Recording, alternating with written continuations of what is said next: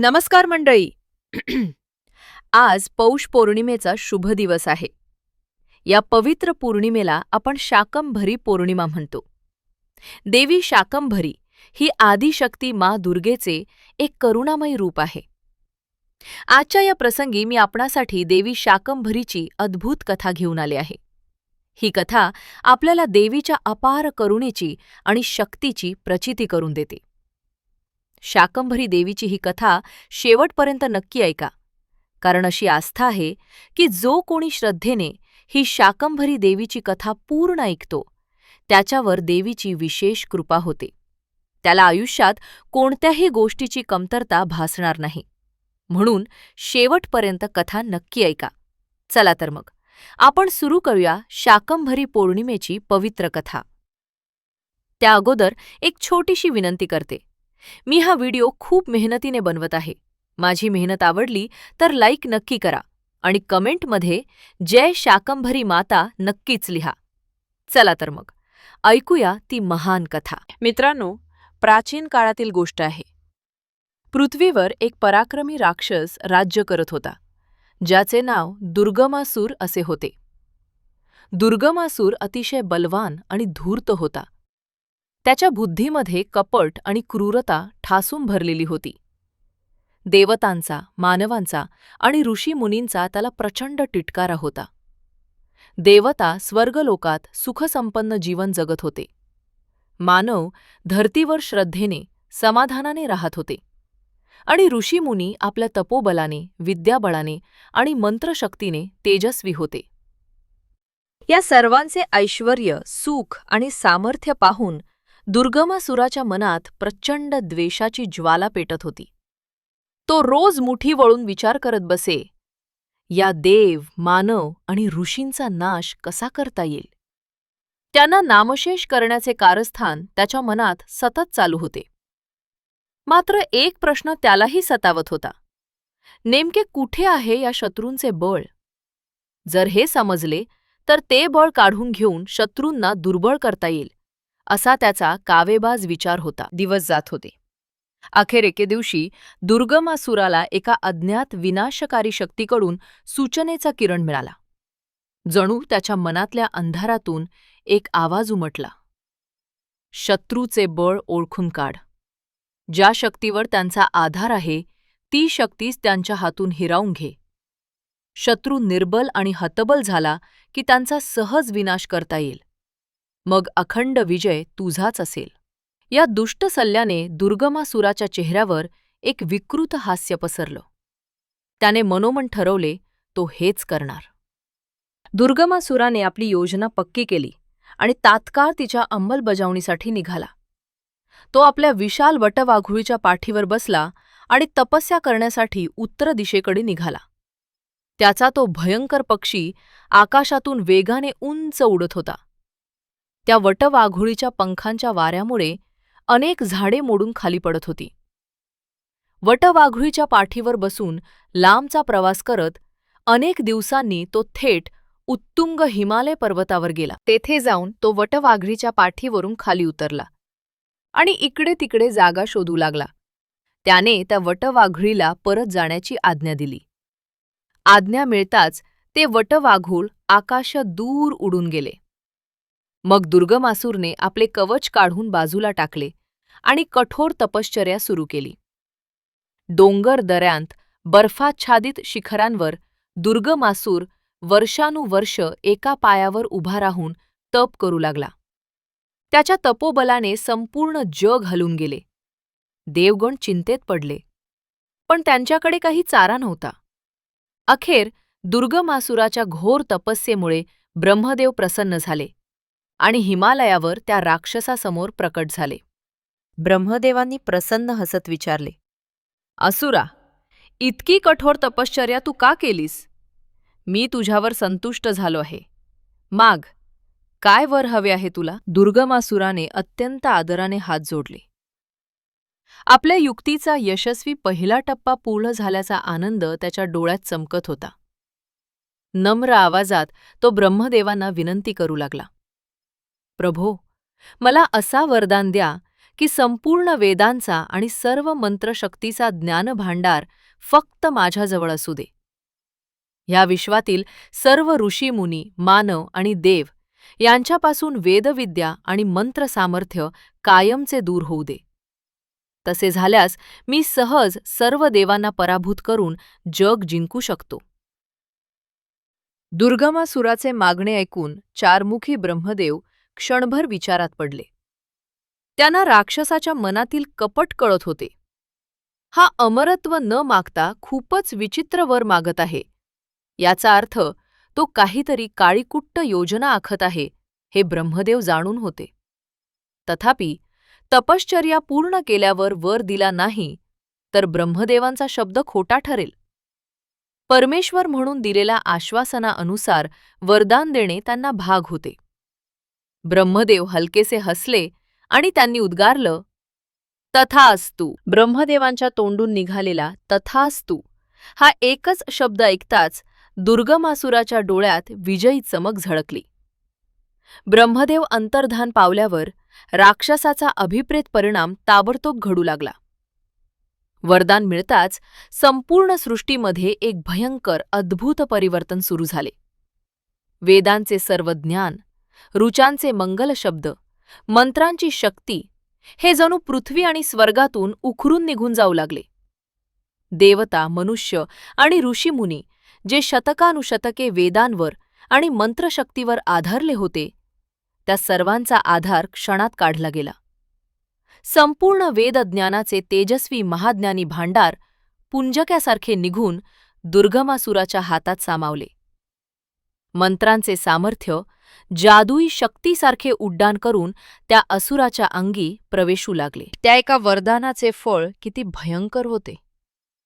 सृष्टीतील जिवंतपणा, चैतन्य, ऊर्जा हळूहळू लोप पावू लागली. ज्ञान हरपले, शक्ती नष्ट झाली. देव, मानव, ऋषी सर्व जातीत एकाच वेळी एक विचित्र अशक्तपणा पसरत गेला. देवगणांचे तेज हरवले, मानवांची स्फूर्ती नाहीशी झाली. ऋषींच्या मंत्रांना असर उरला नाही. सर्वजण शक्तिहीन, तेजहीन, हतबल होऊ लागले. वेदपठण आणि यज्ञ अनुष्ठान बंद पडू लागले. यज्ञ बंद पडल्यामुळे पर्जन्याचे आगमन थांबले. धरती कोमेजून गेली. भीषण दुष्काळ आणि तृष्णा जगभर पसरली. अन्नधान्य पिकेनासे झाले. नद्या आटत गेल्या. प्राणीमात्रांवर उपासमारीची पाळी आली. दुसरीकडे दुर्गमासुराला अभूतपूर्व अपार शक्ती प्राप्त झाली. वरदानाच्या प्रभावाने तो इतका शक्तिमंत झाला की त्याचा उन्माद वाढला. हा हा म्हणून अट्टहास करत दुर्गमासूर स्वर्गलोकांवर चालून गेला. जे देवता कालपर्यंत सुखवैभवात नांदत होते ते आता कमकुवत झाले होते. दुर्गमासुराने पहिल्याच लढाईत इंद्राला नमवलं. स्वर्गसिंहासन काबीज केलं. इंद्रादी देवांना त्याने बंदी बनवले. काही पळून जावे लागले. पृथ्वी लोकातही त्याचे राक्षस दल पसरले. गावागावात, जंगलांमध्ये राक्षस उन्मत्त होऊन नाचू लागले. न्याय आणि सत्य यांची सत्ता संपुष्टात आली. आता दुर्गमासुराचे अन्यायाचे राज्य सुरू झाले. लोक त्राहिमाम करू लागले. सर्वत्र अत्याचार, रक्तपात, अराजकता पसरली. दुर्गमासूर स्वतःच्या ताकदीमुळे इतका गर्विष्ठ झाला की वाटेत येणाऱ्या निष्पाप मानवांचा तो सर्रास संहार करू लागला. सर्व जीव मात्र भयभीत होऊन गेले. अत्याचारांची परिसीमा वाढतच चालली होती. अखेरीस जे काही उरलेले देव, धर्मभावाने जगणारे मानव आणि तपस्वी ऋषी होते, त्यांनी आपले प्राण वाचवण्यासाठी मार्ग शोधला. चला, पळा इथून, सगळे एकत्र पळा, असा आर्त शब्द कोणीतरी उच्चारला आणि सगळेजण दिशाहीन धावत सुटले. प्राण वाचवण्यासाठी जीवाच्या आकांताने काही देव, मनुष्य वनाकडे पळू लागले. ऋषीमुनींनी वेगाने जंगलात आश्रय शोधला. शेवटी सर्वजण मिळून घनदाट अरण्यातल्या एका गुप्त आणि खोल गुहेत लपून बसले. उच्च पर्वतरांगांच्या मध्ये दडलेल्या त्या गुहेत सुदैवाने राक्षसांचे पाऊल पोहोचले नव्हते. ज्या बाहेरच्या विश्वात एकेकाळी सत्य धर्म नांदत होते, तेथे आता दुर्गमासुराच्या राक्षसांचे थैमान सुरू होते. पण इकडे गुहेच्या आत मात्र त्या अहितग्रस्त भयभीत जीवांना तात्पुरता दिलासा मिळाला. त्या अंधाऱ्या गुहेत सर्व देव, ऋषी आणि माणसांनी दाटीवाटीने आसरा घेतला. सगळ्यांचे चेहरे काळजीने काळवंडले होते. गुहेत काही काळ लोटला. आता पुढे काय होणार? सारे जण एका चिंतेत गढून गेले. दारूल दुष्काळाने पिडलेल्या लोकांची अवस्था केविलवाणी झाली होती. पाण्यावाचून ओठ सुकले होते. अन्नावाचून पोटांना आग पडत होती. शक्ती, ज्ञान, तेज काही उरले नव्हते. देव, मानव अगदी जवळ असहाय झाले होते.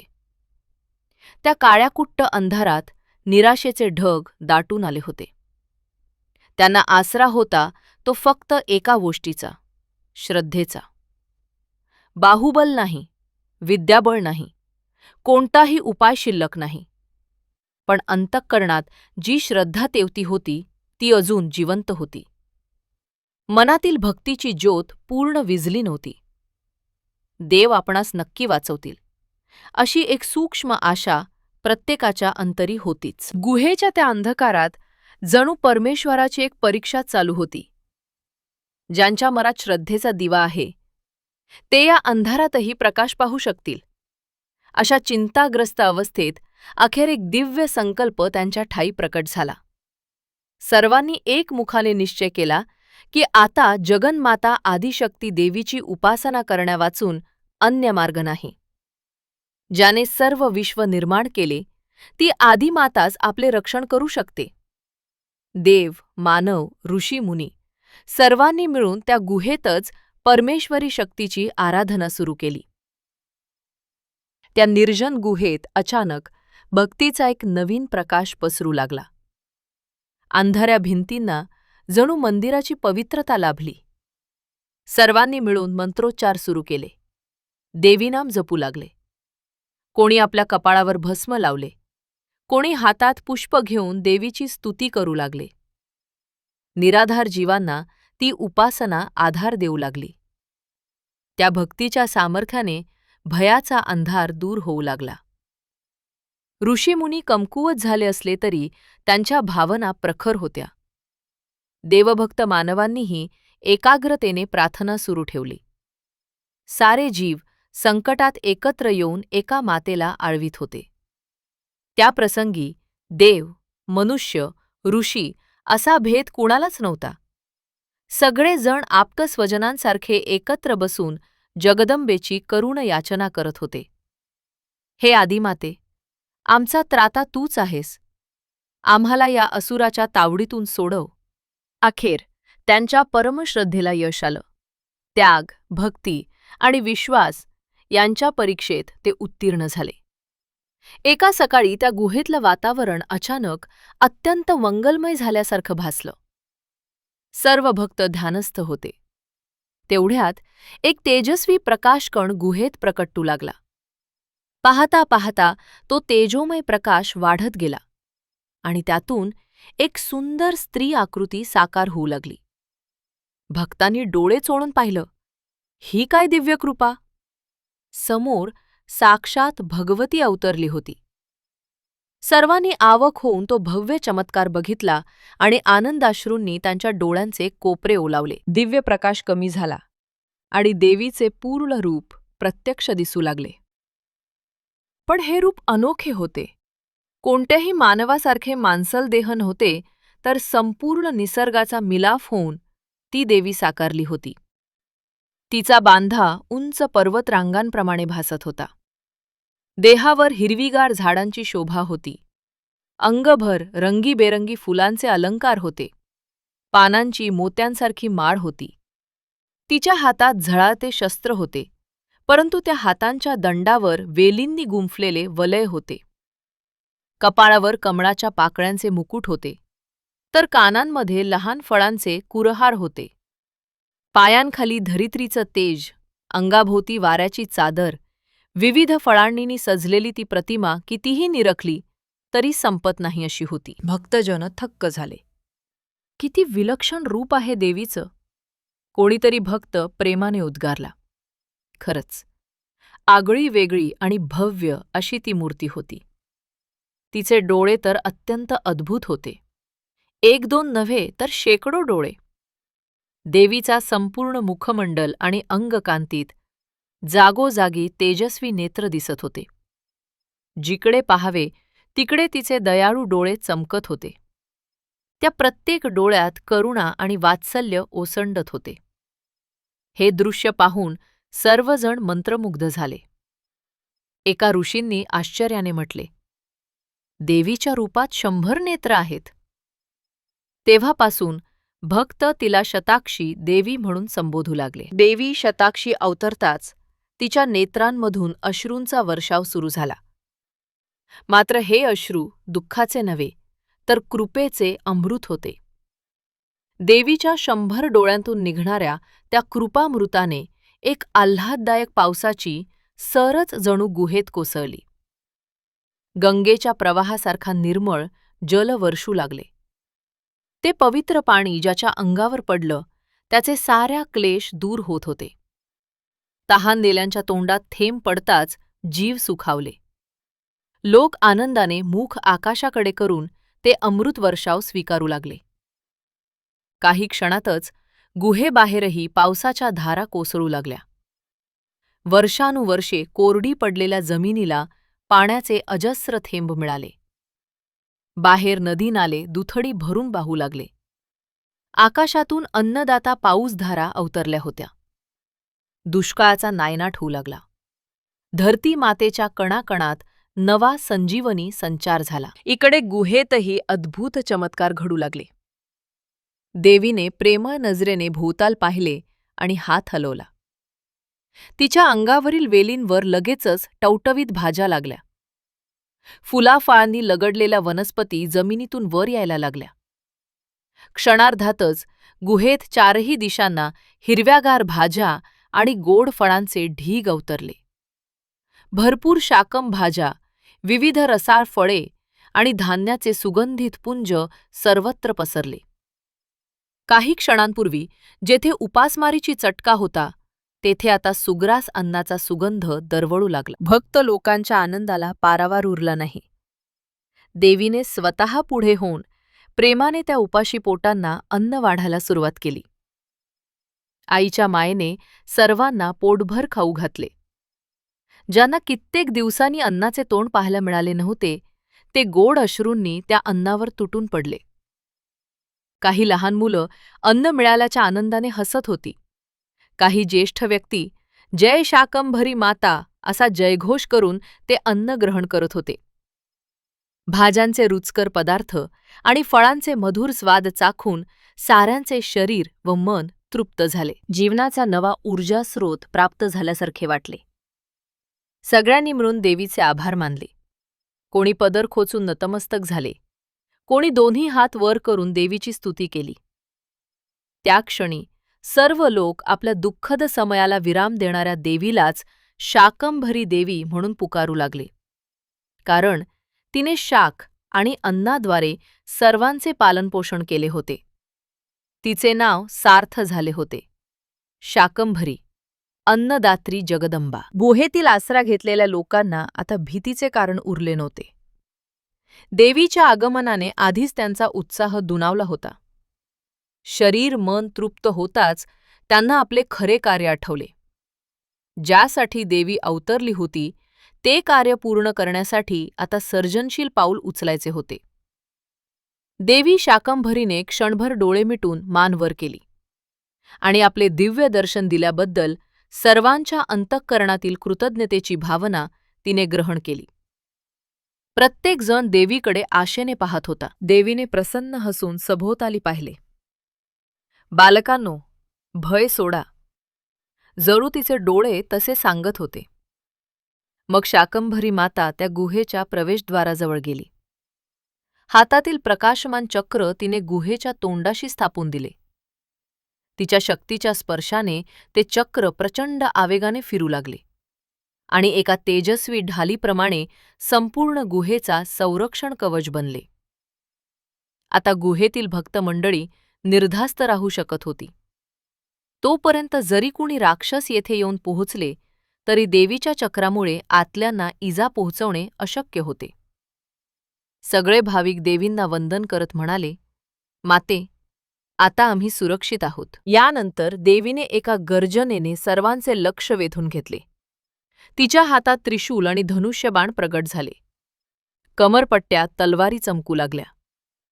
शाकंभरी देवी युद्धासाठी सज्ज झाली.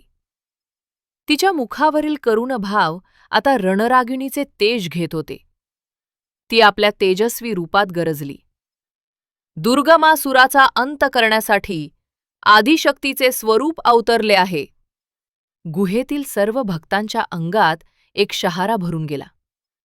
देवीच्या मुखातून निघालेल्या त्या वाक्याने त्यांना विजयाची खात्री पटली. जय भवानी, जय शाकंभरी माता, अशा गर्जना गुहेतून उमटल्या. देवीने पुढे पाऊल टाकले आणि तिरीमिरीने आपल्या सिंह वाहनावर आरूढ झाली. होय, देवीचा वाहन सिंह तिच्या आवेशाने प्रकट झालेला होता. सिंहाने एक भीषण गर्जना केली आणि क्षणार्धात देवी शाकंभरी आपल्या सिंहावर आरूढ होऊन युद्धभूमीकडे झेपावली. देवी जशी पुढे सरसावली तशी तिच्या अंगातून एक अलौकिक गोष्ट घडू लागली. देवीची अनेक रूपे विभक्त होऊ लागली. एक नाही, दोन नाही, तर 5 शक्तिस्वरूपे तिच्यातून उदयास आली. मुख्य देवी समवेत आणखी 5 देवी योद्ध्या प्रकट झाल्या. त्यांचे रूप वेगवेगळे पण अत्यंत भयंकर होते. एका रूपात धारिणी देवी होती, धरतीचा अवतार, हातात गदा आणि ढाल घेतलेली. दुसरी रूप बाला त्रिपुरा होती. लहान बालिकेसारखी दिसत होती पण हातात शक्तिशाली शस्त्रे होती. तिसरी एक अष्टभुजा देवी भैरवी होती. तिच्या प्रत्येक हातात वेगवेगळे आयुध आणि चेहऱ्यावर प्रचंड क्रोध. चौथी एक काळीकुट्ट काया महाकाली स्वतः प्रकटली.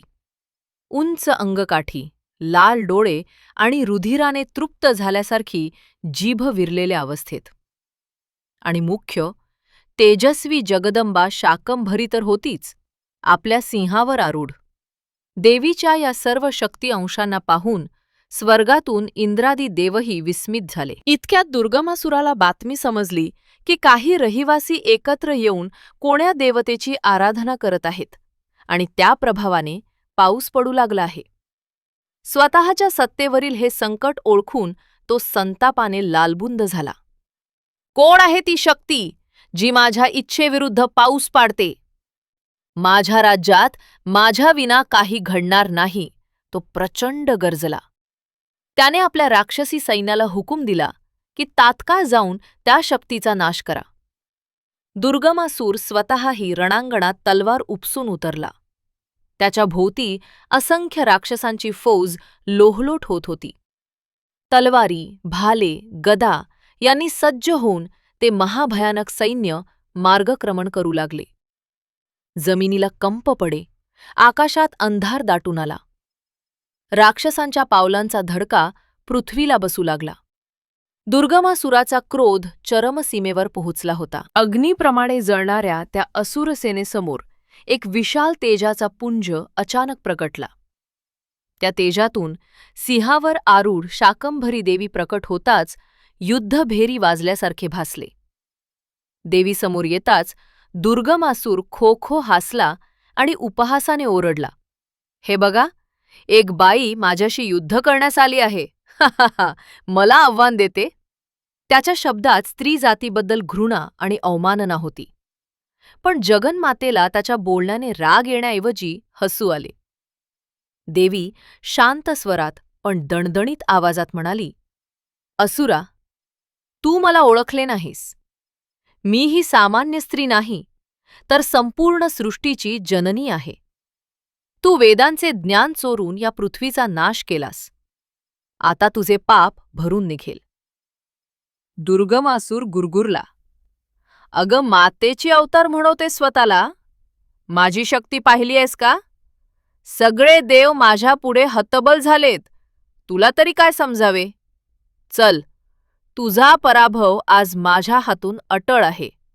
असे म्हणून त्याने पुढे होऊन आपल्या तलवारीने देवीवर वार करण्याचा प्रयत्न केला. परंतु शाकंभरी देवीच्या सिंहाने एका झेपेत तो वार चुकवला. त्याबरोबर देवीच्या बाजूने उभ्या असलेल्या तिच्या स्वरूपांनी आघाडी घेतली. धारिणी देवीने आपली गदा फिरून असुर सेनेतली पहिली राक्षसांचा समूह उडवून लावला. भडाभडा अंगावर आपटलेल्या गदेने असंख्य राक्षस जागच्या जागी कोसळले. हे पाहताच असुरसेना आक्रमक झाली. शेकडो राक्षस एकदम देवींवर तुटून पडले. कोणी भाले फेकू लागले तर कोणी तलवारीने सपासप प्रहार करू लागले. पण देवीच्या साऱ्या स्वरूपांनी अलौकिक युद्ध कौशल्याने तो प्रत्येक हल्ला परतवून लावला. भैरवी देवीने प्रसन्न हुंकार काढत आपल्या 8ही हातांनी एकाच वेळी 8 दिशांना अस्त्र सोडले. काही क्षणातच आसमंतात असुरांचे अंगाचे तुकडे विच्छिन्न अवस्थेत पडलेले दिसू लागले. महाकालीने उग्र हास्य करत आपल्या त्रिशूलाने उड्या मारत अनेक राक्षसांचा खात्मा केला. बालारूप असलेल्या त्रिपुरेने आकाशात उंच भरारी घेतली आणि वरून बाणांचे वर्षाव सुरू केले. तिचे बाण ज्या ज्या राक्षसाला लागले ते रक्ताने निथळत आर्तकळा करत खाली पडले. सिंहवाहिनी शाकंभरी माता स्वतः पुढे होऊन असुरांच्या समूहात घुसली. सिंहाचे महाकर्णकारक गर्जन आणि देवीच्या तलवारीचे भास्कर चकाकियाने असुरांची शेवटची तुकडीही गांगरून गेली. दुर्गमासुराने आपल्या डोळ्यांनी आपल्या महाकाय सैन्याचा होत असलेला संहार पाहिला. हे शक्य नाही, तो संतापाने किंचाळला. एक मागून एक त्याचे सैनिक धुळीस मिळत होते. काही वेळ पूर्वीपर्यंत ज्याच्या बोलण्यावरून हजारो राक्षस धावत होते तो दुर्गमासूर आता एकाकी पडू लागला. अखेरीस देवीने आपल्या समस्त शक्तिरूपांसहित दुर्गमासुराला चौक्या घेरले. आता त्या असुर राजाला परिस्थितीची जाणीव होऊ लागली. जिच्यावर तो हसला ती देवी इतकी प्रबल आहे याची त्याला कल्पना नव्हती. राग आणि अहंकार यांनी दुर्गमासुराची बुद्धी पूर्णच भ्रष्ट केली होती. तो विजेप्रमाणे देवीकडे झेपावला आणि देवीवर प्रहार करू लागला. तलवार, भाले, शक्ती अशा कोणत्याही मार्कास्त्राने तो वार करीत होता. प्रसंगी त्याने आपल्या मायावी शक्तींचा वापर करून विविध मृगजळ निर्माण केली. एका क्षणी त्याने आकाशात पाणीच पाणी उत्पन्न केले आणि देवीला बुडवून मारण्याचा प्रयत्न केला. तर दुसऱ्या क्षणी अग्नीचा प्रचंड गोळा तयार करून तो तिच्यावर फेकला. मात्र शाकंभरी देवी सर्वव्यापी शक्ती होती. पाणी आले तेव्हा देवीने वरुणी शक्ती सिद्ध केली आणि त्या पुराला क्षणार्धात शोषून घेतले. अग्नीचा गोळा येताच देवीने चंद्रिका शक्तीने शीतल किरणे पाठवून तो विझवला. दुर्गमासुराचे प्रत्येक थैमान देवी सहज मोडून काढत होती. आता मात्र तिचाही क्रोध प्रखर झाला. देवीने एक तेजस्वी बाण धनुष्यावर चढवला. त्या बाणातून प्रकाशमान ज्वाला निघत होत्या.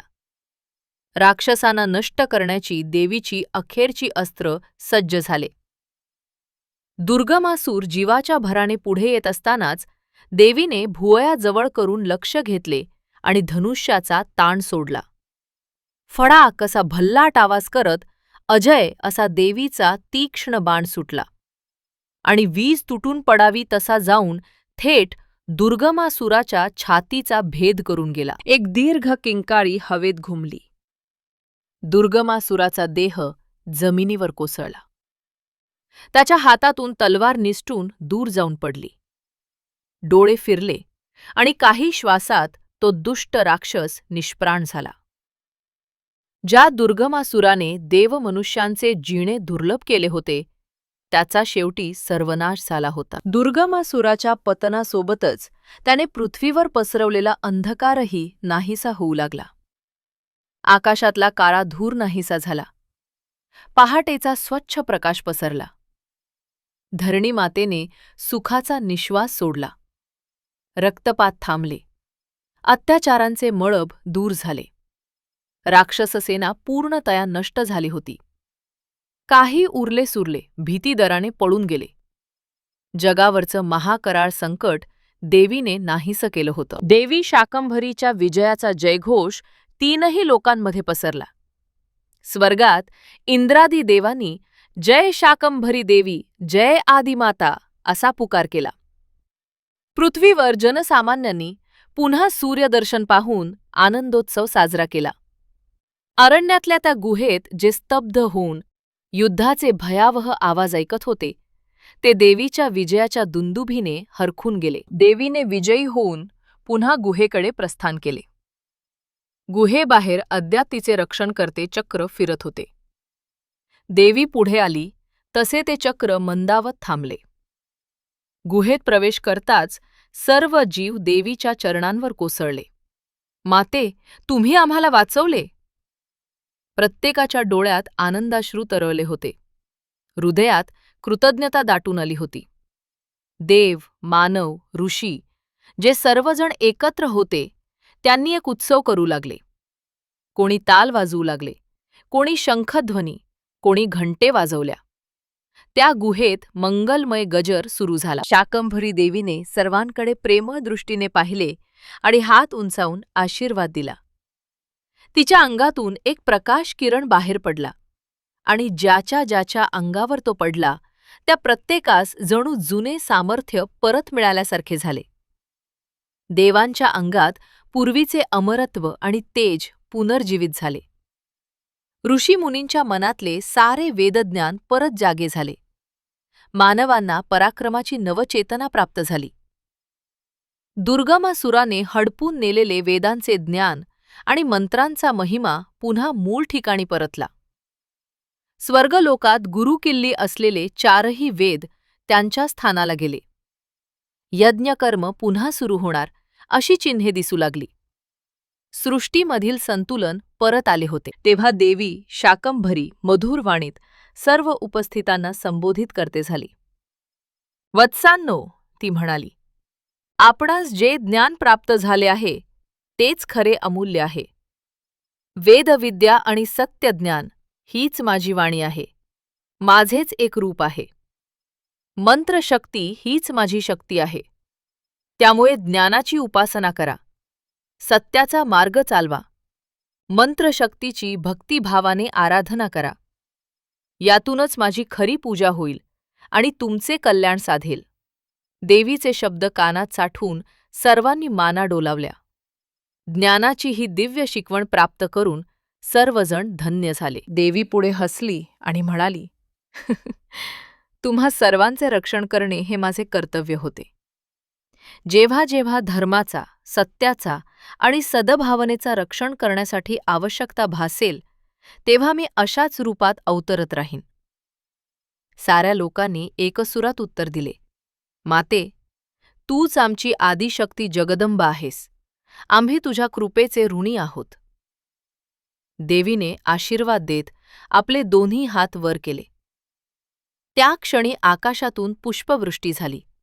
सुगंधी फुलं भुवनभर बरसू लागली.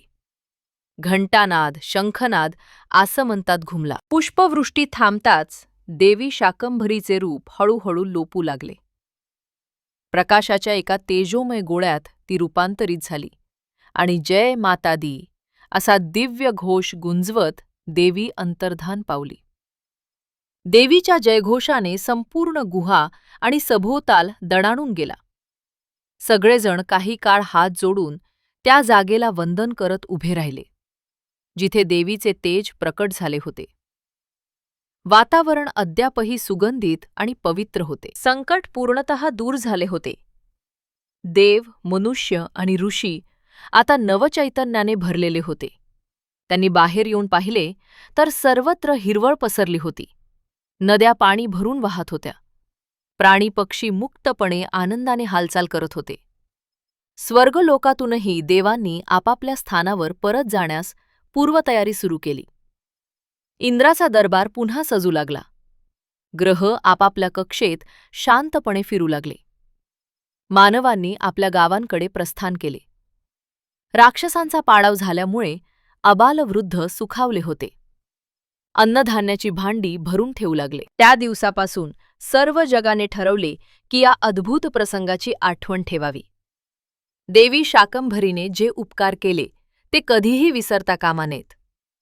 तिच्या अवताराचे स्मरण म्हणून आणि तिच्याप्रती कृतज्ञता व्यक्त करण्यासाठी दरवर्षी पौष महिन्यात येणाऱ्या पौर्णिमेला विशेष उत्सव साजरा करण्याचे ठरले.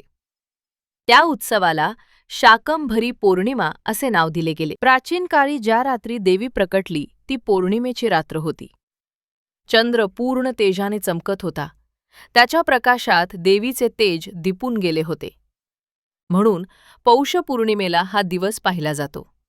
त्या दिवशी श्रद्धेने लोक शाकंभरी देवीची पूजा करू लागले.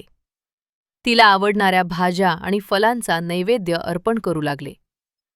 एका प्रथेनुसार या दिवशी किमान 51 प्रकारच्या भाज्या वा फळांचा नैवेद्य करतात.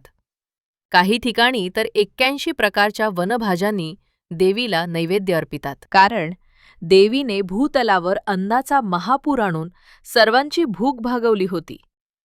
सध्या हिवाळ्याच्या ऋतूत विविध भाज्या मुबलक प्रमाणात मिळतात. आपल्या सण उत्सवामागे आरोग्यदायी हेतू असतातच. या शाकंभरी पौर्णिमेच्या निमित्ताने लोक भरपूर शाकाहार ग्रहण करून आरोग्य मिळवतात. ही देखील एक कृपा आहे असे म्हणतात. शाकंभरी देवीची तीर्थक्षेत्रे भारतभर आहेत. विशेषतः महाराष्ट्रातील सप्तशृंग गडावर, राजस्थानातील समिता शक्तीपीठांवर, कर्नाटकातील बनशंकरी देवी म्हणून आणि अन्यत्रही हा शाकंभरी उत्सव मोठ्या श्रद्धेने पाळला जातो. सर्व भक्तांसाठी हा दिवस मातृसत्तेच्या विजयाचा आणि पोषणाच्या शक्तीचा उत्सव असतो.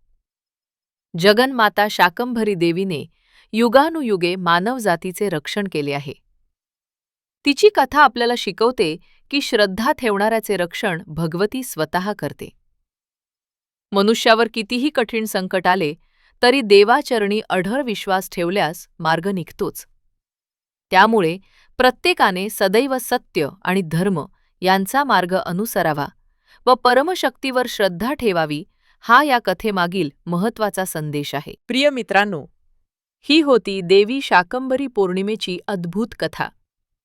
अशी ही कथा ऐकल्यावर आपल्याला देवीच्या अपरंपार मायेमुळे आणि तिच्या शक्तीमुळे विश्वाचा कसा उद्धार झाला हे कळून येते.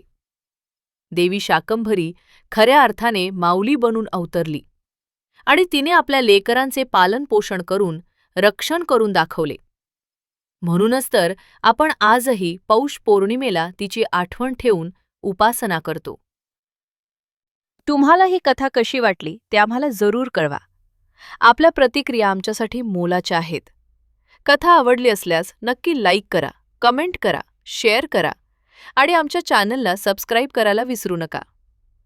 पुढील वेळेस अशीच आणखी एका सुंदर कथेच्या अनुरोधाने भेटूयात. तोपर्यंत धन्यात्मक रहा, भक्तीचा मार्ग चालू ठेवा. धन्यवाद.